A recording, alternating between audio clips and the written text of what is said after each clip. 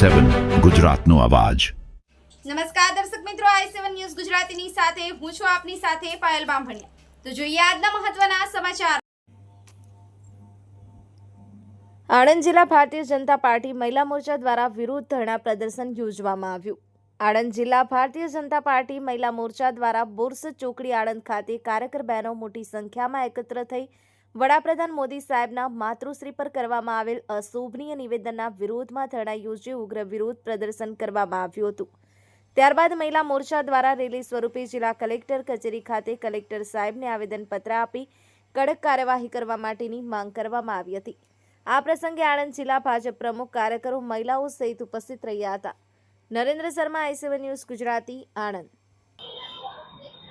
છેલ્લા કેટલાય વર્ષોથી આપણા પ્રધાનમંત્રી શ્રી નરેન્દ્રભાઈ મોદી સાહેબના નેતૃત્વમાં જે પ્રકારે સમગ્ર ગુજરાત અને ત્યાર પછી સમગ્ર દેશની અંદર ભારતીય જનતા પાર્ટીનો કોઈ પણ ચૂંટણી હોય એમાં વિજય થાય છે અને દરેક ચૂંટણીમાં જેનો પરાજય થાય છે એવા કોંગ્રેસ અને સમગ્ર ઇન્ડી ગઠબંધન દ્વારા વોટ અધિકાર યાત્રાના નામે બિહારની અંદર જે યાત્રા ચાલી રહી હતી એમાં કોંગ્રેસના નેતા રાહુલ ગાંધી દ્વારા આપણા સન્માનનીય પ્રધાનમંત્રી શ્રી નરેન્દ્રભાઈ મોદી સાહેબ કે જેમની ઉંમર 75 વર્ષ છે એમના માટે ગમે તેવા શબ્દો વાપરવાને કારણે એમના કાર્યકર્તાઓ પણ પ્રધાનમંત્રી શ્રી નરેન્દ્રભાઈ મોદી સાહેબ જે દેશના બંધારણીય પણ વડા છે એમના માટે સાવ નિમ્ન કક્ષાની ભાષા વાપરવામાં આવી રહી છે।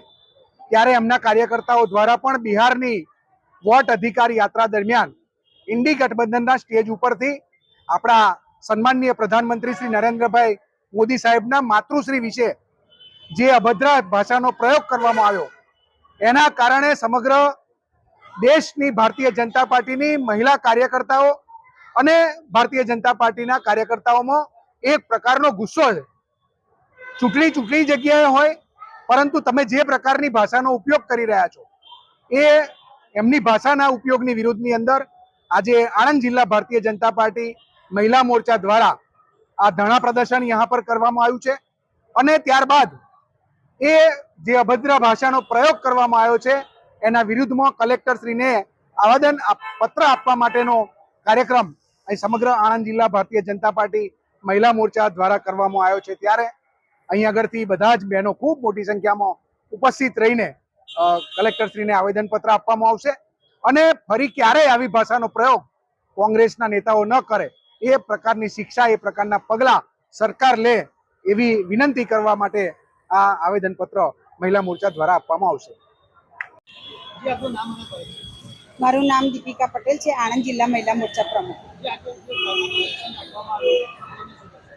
બિહારમાં જે આરજેડી અને કોંગ્રેસના નેતાઓએ માનનીય વડાપ્રધાન શ્રી નરેન્દ્રભાઈ મોદી સાહેબના યશસ્વી માતૃશ્રી માટે જે અભદ્ર ભાષાનો ઉપયોગ કર્યો છે તો અમે આણંદ જિલ્લા મહિલા મોરચાના બહેનો અનશન પર બેસી છે અને આનો સખત વિરોધ કરીએ છીએ।